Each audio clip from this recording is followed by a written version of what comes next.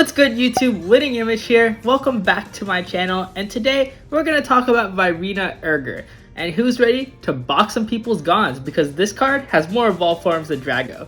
Let's take a look.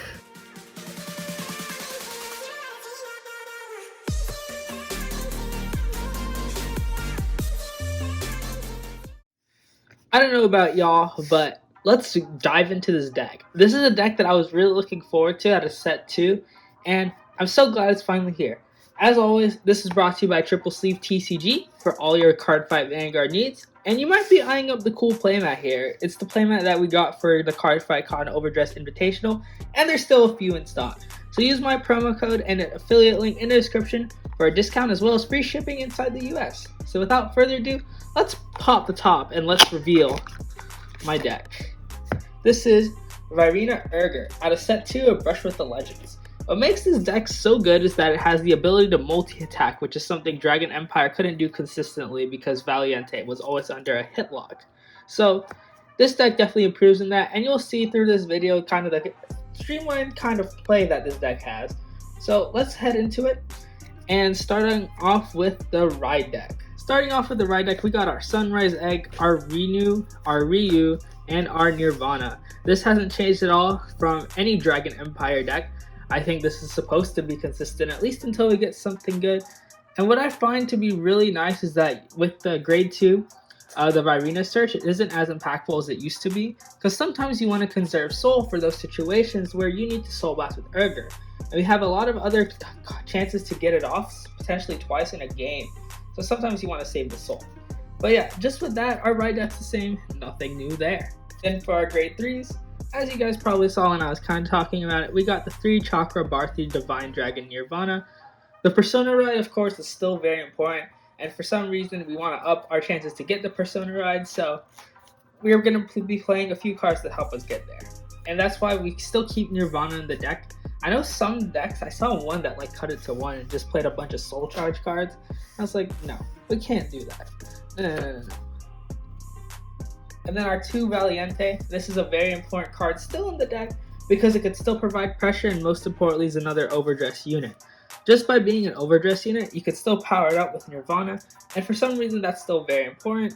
So for that reason, Valiente still deserves a place in the deck. And of course the on-hit skill, still really good. You rarely ever get it off. It's just a pressure tool that your opponent will just end up guarding 90% of the time. And then we have the new card. 4 copies of Vairina Erger in all of its glory.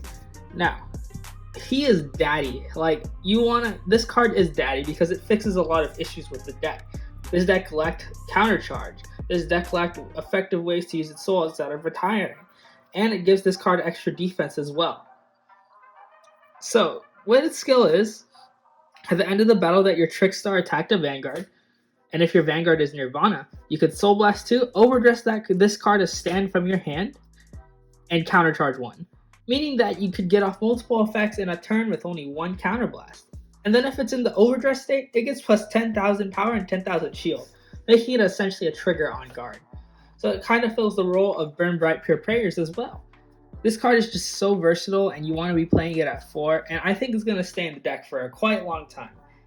Now, you really only get large numbers on the Persona Ride turn because your Trickstar will be 5k unboosted because it's a grade 0. So for that reason, like I said, the Persona Ride is very important. But this card just kind of puts it over the edge, giving you another attack, making a 4th attack, extending your battle phase to defeat your opponent. And then of course, to keep things consistent, we got 4 copies of Vairina Arcs, the Walking Pot of Greed as referred to by many people. When placed on rearguard, if it's in the overdress state, counterblast 1, draw 2 cards, and it gets plus 5k. Usually I find myself putting this in the back row now, especially with how important it is, but sometimes the extra aggression's not bad either, because if you don't have your second Trickstar, they could attack this, and because you have 1 counter, you could countercharge, you'll still have the counterblast to use with Nirvana. If this is already in the overdress and they retire it, you could just call the Trickstar that it was overdressed with Nirvana skill. So that's something to just keep in mind if you want to aggro a little early.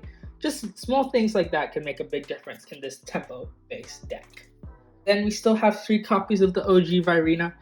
This card's still not bad at all. Sometimes the retire is really necessary, especially against Hex Orb. That deck really got a lot better, and I think the retire against their grade 1 that bought deck stuff is really, really nice. So, and other cards, pesky cards in the meta that you want to get rid of. Leonard even against Final Rush, still really, really good. And of course it gets 10k as well when it attacks a Vanguard in the overdress state, so numbers, numbers, numbers. Hopping into our grade 1s, we got 4 copies of the PG. Now the PG of course is the standard overdress PG, so nothing wrong there. And then here's where things get a little interesting. Starting off with the rest of our grade 1s, we play 2 copies of Tenchestead. As I said, the Persona ride is still very important, and Tenchestead, for those of you who don't know, has this cool skill that when its boosted attack hits, you could counterblast one, retire it, choose one of your Vanguards, and search your deck for a card with the same name. Meaning that it's essentially like playing 5 copies of Nirvana in your main deck, because you'll be able to search it out with this card. It's a really good pressure tool, and you put it in the column opposite to Valiente. Your opponent's going to have a hard time deciding what they want to hit, because either you have the decision to restand or search your deck for another Persona ride to kill them. Either way, they're dying, and that's why I really like this card, because it forces your opponent to make decisions. And what I've noticed with this deck, the more decisions your opponent has to make, the more decisions that they're going to have to lose to make a mistake in. Sorry. Hope that makes sense. Then we have this new card, Stealth Dragon Togashirasi. This is a really interesting card. Although it's 7k, it has a really nice effect. So when it's discarded from your hand during your turn, you put this card into your soul. This helps you maintain advantage and essentially have like 2 extra soul charges. This could be used for Vairina Erger, or if you discard it for Nirvana skill to call a grade 0 from your drop zone. So just something to keep in mind that it's a 7k, so it doesn't hit the correct numbers that you want it to, but it's a really nice discard target. And then we have 2 Blaze Maiden Aruna. So it has this really good skill with Trickstar, because during the battle that boosts at grade 0, it gets plus 5k, making it an 18k column, 10k to guard, very awkward for your opponent. And this is the card that you want to be boosting Trickstar when you overdress into Erger, just because it'll make numbers and you can always boost with it on following turns should it stay on the field. So yeah, that's why I really like her. And then we have 4 copies of Trickstar, of course the main card of the deck.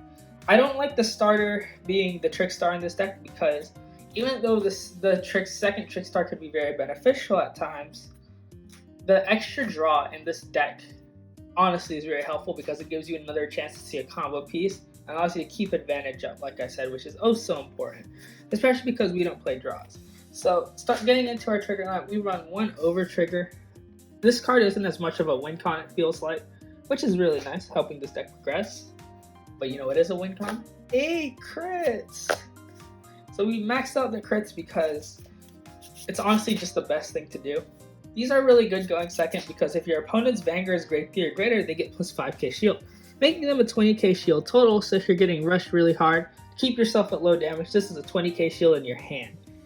So it's really good for going second, and it's also good defensively, because you check up front, your Valiente, if it's on the field, already gets like 5 to 10k, and then an extra 10k on top of that, they can't even hit it most of the time. And then, no surprise, we got 4 heals. So next, I want to show you guys the 1 damage play that I tend to do with this deck. Oftentimes, you'll get kind of locked into this kind of field with like an Arcs and an Erger in your hand. So here's how you could play it out and get the maximum value for 1 counterblast. So you would start by overdressing Arcs. Counterblast 1, draw 2. Gets 5k, of course. You will go into your battle phase. Starting off with this boost and Trickstar, this will be an 18k column. And then this, after it attacks, you could trigger the Erger in your hand and use its skill to Soul Blast 2 and overdress on top of it. And then countercharge 1, so that when your Nirvana swings, you could counterblast, and these will get the 10k power as well.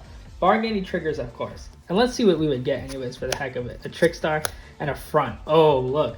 Another 10k on top of that. So your opponent's going to have a hard time guarding this if they try to keep you at 1 damage. That's it for that aspect of the deck. Now let's go on to the ride deck discards. When discarding for your ride deck, these are the 3 kind of cards that I like to discard.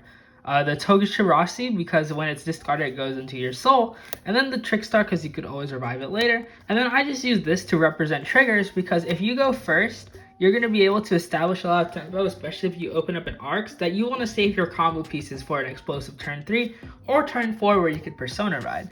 So that's why I kind of say it's okay to discard triggers if you're going first, to preserve your combo pieces, of course. So these are the ride deck discards. And now let's head on to some test hands. Alright, so looking at our first hand of 5 here, we got 2 crits, a Vairina, an Erger, and another Erger. Okay, so this is where things get tricky. You want to send back the crits, I feel like, in this situation, just so you know you have them in the deck. You could always send back the Vairina because you could switch it out later, and then I would send back an Erger, just so you could get another chance to hit a Vairina arcs. Then what do we hit? A crit, a PG, a Vairina again, and a Nirvana. Okay, so this is really good. So going first, whether or not we decide to, let's see what our draw is. Okay, so this is where I think it's okay to drop a trigger from your hand, just because all these pieces are pretty good, or the Vairina from your hand, depending on what you're up against. Because if you're up against Bruce, if you're going first, you could retire their mat before they send it to the soul and draw a card with a grade 2. So it's all really trial and error. Find out what works for you. Now let's head on to another test hand. Alright, so for this test hand, we got a crit, a Togashirasi, a Arcs, another Arcs, and a Trickstar. Oh my goodness. I think this is a hand where we just send back the crit just so it's in the deck. Because we're going to be able to call a Trickstar off our grade 2 ride when we ride on top of the grade 1. This is very nice to help us establish tempo early. And of course we get another crit. Okay, so in this situation, obviously I'd be discarding this and keeping this in my hand. So should they give us 2 damage, we could just call these 2 and generate so much advantage off there.